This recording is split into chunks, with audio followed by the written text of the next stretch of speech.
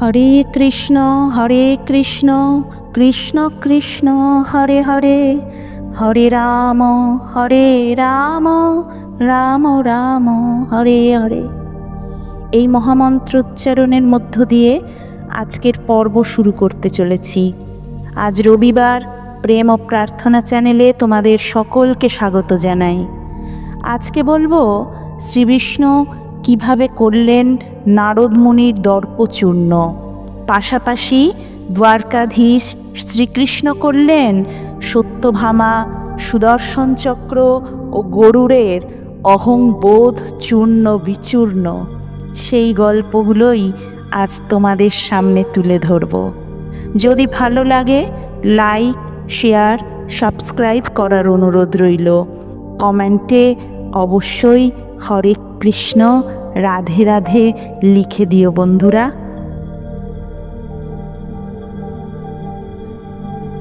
একবার দেবর্ষি নারদ মুনি বৈকুণ্ঠে এসে শ্রীবিষ্ণুকে প্রশ্ন করেন, প্রভু আপনার পরম ভক্তকে? আর মনে মনে প্রসন্ন হতে থাকেন এই ভেবে যে প্রভু নারায়ণ তাঁর নামই বলবেন, কারণ উনি যেহেতু অহরহ নারায়ণ নারায়ণ বলতে থাকেন, হেতা সেথা পরিভ্রমণ করেন আর সর্বদাই নারায়ণ নারায়ণ জপতে থাকেন। তাই তার নিজের উপর বিশ্বাসের মাত্রা এতটাই বেশি, এতটাই আপন আত্ম অহংকারে বিভোর যে উনি শ্রীহরির উত্তর দেবার পূর্বেই প্রকৃত উত্তর ভেবে নিয়েছেন যে শ্রীহরি তাঁর নামটাই নেবেন। কিন্তু অন্তর্যামী শ্রীহরি নারদের দর্পচূর্ণ করতে মুচকি মুচকি হেসে বলেন, দেবর্ষি আমার পরম ভক্ত হল মধুপুর নামক ছোট্ট একটি গ্রামের রাধানাথ নামে যে দরিদ্র কৃষক বাস করেন, তার স্ত্রী মালা। সে আমার পরম ভক্ত নারদ। এ কি বলছেন প্রভু? নারদ মুনি অবাক হয়ে জানতে চান, কে এই মালা? আমি তো ভাবলাম আপনি বোধহয় আমার কথা বলবেন। আমি অহরহ আপনার ভজনাই তো করি প্রভু। তা না নিয়ে আপনি কে একজন হতদরিদ্র কৃষকের স্ত্রী মালার নাম করলেন কেন প্রভু? কি এমন ভজনা সে আপনার করে যে ও আপনার পরম ভক্ত হয়ে উঠল? এবার নারায়ণ বলেন, যাও দেবর্ষি, কাল ব্রহ্ম মুহূর্তে তুমি মর্তলোকে গিয়ে নিজ চক্ষেই তাকে প্রত্যক্ষ করে এসো। নারদ মুনি বলেন, বেশ, তবে তাই হবে প্রভু। আমিও দেখব সে কিভাবে আপনার নাম জপ করে যে সে আপনার পরম ভক্ত হয়ে উঠল। এই বলে নারদ মুনি পরদিন ওই গ্রামে ওই কৃষকের বাড়ির সম্মুখ প্রান্তে এক বৃদ্ধর ছদ্মবেশে বসে রইলেন ও মালার প্রতিটি কাজের উপর নজর রাখলেন। দেখেন গ্রাম্যবধূটি ভোর থেকে উঠে সাংসারিক কাজে ব্যস্ত, যেমন ঘর উঠান পরিষ্কার করা, গরু বাছুরগুলির পরিচর্যা করা, বাচ্চাদের সামলানো, রান্না বান্না করা, কাপড় কাচা, বাসন মাজা, এমনকি স্বামীকে মাঠের কৃষিকাজে সহায়তা করা, শ্বশুর শাশুড়ির সেবা করা, কত রকমের আনুষাঙ্গিক গৃহকর্ম করে সব শেষে রাত্রে শুতে যাবার সময় হাত জোর করে 3 বার কেবলমাত্র প্রভু শ্রীহরিকে স্মরণ করেন, শ্রীহরি শ্রীহরি শ্রীহরি। প্রণাম করে সকলের জন্য প্রার্থনা করে তবেই শুতে যায়। নারদ মুনি তো দেখে হতবাক, এ আবার কেমন ভক্ত? আমি যেখানে প্রভুর নাম অহরহ জপে যাই, সেখানে ও মাত্র মাত্র ওই 3 বার জপেই প্রভুর পরম ভক্ত হয়ে গেল কিভাবে? এবার দেবর্ষি নারায়ণের সম্মুখে পুনরায় আসেন এবং প্রশ্ন করেন, প্রভু, আমি ওই কৃষক বউকে চাক্ষুষ দেখে এলাম। ও তো কেবল আপনাকে 3 বার স্মরণ করল, আর বেশিরভাগ সময়টাই তো সাংসারিক কাজে ব্যয় করল। সে আপনার পরম ভক্ত হয়ে উঠল কিভাবে প্রভু? এবার নারায়ণ নারদমুনিকে বললেন, এর উত্তর তুমি কাল ব্রহ্ম মুহূর্তে এসো, তখন পাবে। দেবর্ষি তো ভীষণই উৎসাহ সহ পরদিন এলেন। তখন নারায়ণ তার হাতে এক বাটি তেল দিলেন। দেবর্ষি নারদকে বললেন, এই এক বাটি তেল নিয়ে তুমি সমস্ত ব্রহ্মাণ্ড পরিভ্রমণ করে এসো তোমার ঢেঁকিতে চড়ে, কিন্তু ওই বাটি থেকে 1 ফোঁটা তেলও যেন মাটিতে না পড়ে, তবেই বুঝব তুমি আমার পরম ভক্ত। দেবর্ষি নারদমুনি তো ভারী প্রসন্ন হলেন, আর ভাবলেন এত সহজ কাজটা তো সহজেই তিনি করে ফেলতে পারবেন। এমন কি ব্যাপার? এবার ওনার সমস্ত ধ্যান, জ্ঞান, দৃষ্টি, মন, বিবেক, চেতনা সমস্তটা ওই এক বাটি তেলের দিকে রয়েছে। তিনি বেরিয়ে পড়লেন বিশ্বভ্রমণে। পুরো কাজ সেরে পরদিন ব্রহ্ম মুহূর্তে এসে হাজির হলেন শ্রী বিষ্ণুর নিকট। প্রভু, আমি সুষ্ঠুভাবে আপনার দেওয়া কাজ সম্পন্ন করেছি, আর 1 ফোঁটা তেলও কোথাও পড়েনি প্রভু। এবার শ্রীবিষ্ণু প্রশ্ন করলেন, হ্যাঁ সে তো বুঝলাম, কিন্তু ওই দিনে তুমি কতবার নারায়ণ নারায়ণ জপেছ? নারদমুনি তো পুরোপুরিভাবে হতবাক হয়ে গেল। হ্যাঁ তাই তো, 1 বাটি তেল বাঁচাতে একবারের জন্য প্রভুকে স্মরণ করা হয়নি তো, একবারের জন্য নারায়ণ নারায়ণ বলা হয়নি তো।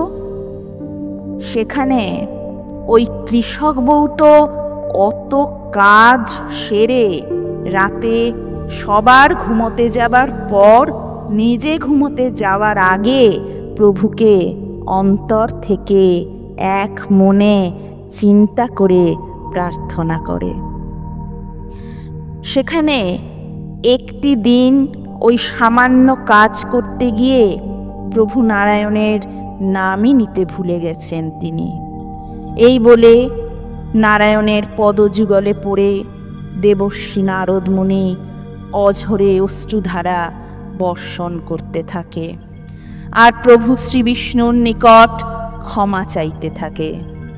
আমার দর্পচূর্ণ হয়েছে প্রভু, আপনি আমায় ক্ষমা করে দিন।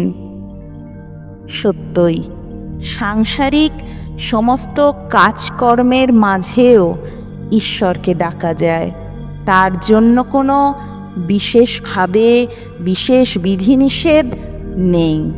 মন শুদ্ধ তো সব শুদ্ধ। এইভাবেই শ্রীকৃষ্ণ গরুর, সুদর্শন চক্র ও সত্যভামারও দর্পচূর্ণ করেছিলেন। একবার দ্বারকাধীশ শ্রীকৃষ্ণ সত্যভামার সঙ্গে সিংহাসনে বসে আলাপন করছিলেন নিজেদের মধ্যে। পাশেই উপনীত ছিলেন গরুর এবং সুদর্শন চক্র। 3 জনের মধ্যেই স্পষ্ট দেখা যাচ্ছিল ঐশ্বরিক তেজ। হঠাৎই কথোপকথন কালে রানী সত্যভামা শ্রীকৃষ্ণকে জিজ্ঞাসা করেন, প্রভু, ত্রেতাযুগে আপনি রামরূপে অবতীর্ণ হয়েছিলেন, সীতা ছিলেন আপনার একমাত্র স্ত্রী, তিনি কি আমার চেয়েও বেশি সুন্দরী ছিলেন? দ্বারকাধীশ বুঝতে পারলেন সত্যভামা আপন সৌন্দর্য নিয়ে অহংবোধ করছেন, যা চূর্ণ করা অবশ্যই প্রয়োজন। অন্যদিকে গরুর বললেন, প্রভু, পৃথিবীতে কি কেউ আমার চেয়ে দ্রুত উঠতে পারে? আবার সুদর্শন চক্র বলতে লাগলেন, হে ভগবান, আমি আপনাকে বড় বড় যুদ্ধে বিজয় এনে দিয়েছি, তাই পৃথিবীতে আমার চেয়ে বেশি শক্তিশালী কেউ কি আছে? এদের তিনজনের নিজ সৌন্দর্য শক্তির উপর এমন অহংকার দেখে দ্বারকাধীশ ঠিক করলেন, এই অহংবোধকে অবশ্যই ধ্বংস করা প্রয়োজন, অবশ্যই এদের দর্পচূর্ণ করতে হবে। তার জন্য শ্রীকৃষ্ণ মনে মনে হেসে গরুরকে আদেশ দিলেন, হে গরুর, তুমি হনুমানের কাছে যাও এবং তাকে বলো যে ভগবান শ্রীরামচন্দ্র মাতা সীতার সাথে তোমার জন্য অপেক্ষা করছেন। গরুর ভগবানের অনুমতি নিয়ে হনুমানকে আনতে গেলেন। এদিকে শ্রীকৃষ্ণ সত্যভামাকে বললেন, দেবী, তুমি সীতার রূপ ধারণ করে আমার পাশে বসো। দ্বারকাধীশ নিজে শ্রীরামচন্দ্রের রূপ ধারণ করলেন আর সুদর্শন চক্রকে আদেশ দিলেন, হে সুদর্শন, তুমি প্রাসাদের প্রবেশদ্বারে পাহারা দেবে এবং দেখবে কেউ যেন প্রাসাদের ভিতরে প্রবেশ করতে না পারে। ঈশ্বরের আদেশ পাওয়া মাত্রই সুদর্শন চক্র সেই মতোই প্রবেশ পথে পাহারায় নিযুক্ত হন। গরুর হনুমানের কাছে গিয়ে বলেন, হে পবনপুত্র, ভগবান রাম এবং মাতা সীতা তোমার জন্য দ্বারকায় অপেক্ষা করছেন। তুমি আমার সাথে এসো, আমি শীঘ্রই আমার পিঠে করে তোমায় সেখানে নিয়ে যাচ্ছি। হনুমান বিনম্রভাবে গরুরকে বললেন, তুমি যাও, আমি আসছি। গরুর মনে মনে ভাবতে লাগলো, এই বৃদ্ধ বানরটি কখন পৌঁছাবে? এই ভেবে গরুর দ্রুত গতিতে দ্বারকার উদ্দেশ্যে উড়ে গেল। কিন্তু এ কি, প্রাসাদে পৌঁছে গরুর দেখতে পায় যে পবনপুত্র হনুমান ইতিমধ্যেই ভগবান শ্রীরামচন্দ্রের সামনে বসে আছেন। গরুরের মাথা লজ্জায় নত হয়ে গেল। শ্রীরাম হনুমানকে জিজ্ঞাসা করলেন, হে বায়ুপুত্র, অনুমতি বিনা তুমি প্রাসাদে প্রবেশ করলে কিভাবে? কেউ তোমায় বাধা দেয়নি? বানর শ্রেষ্ঠ হনুমান হাত জোর করে মাথা নিচু করে আপন মুখ থেকে সুদর্শন চক্রকে বের করে ভগবানের সামনে রাখলেন ও বললেন, প্রভু, এই চক্রটি আমাকে আপনার সাথে দেখা করতে বাধা দিচ্ছিল, তাই এটিকে আমি আমার মুখের মধ্যে পুরে নিয়ে আপনার সাথে দেখা করতে এসেছি, আমাকে ক্ষমা করবেন প্রভু। ঈশ্বর মনে মনে হাসতে লাগলেন।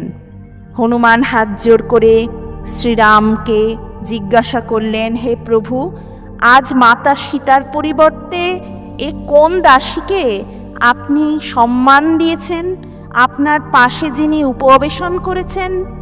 রানী সত্যভামার আপন সৌন্দর্য নিয়ে যে অহংকার ছিল তা মুহূর্তের মধ্যে ভেঙে গেল।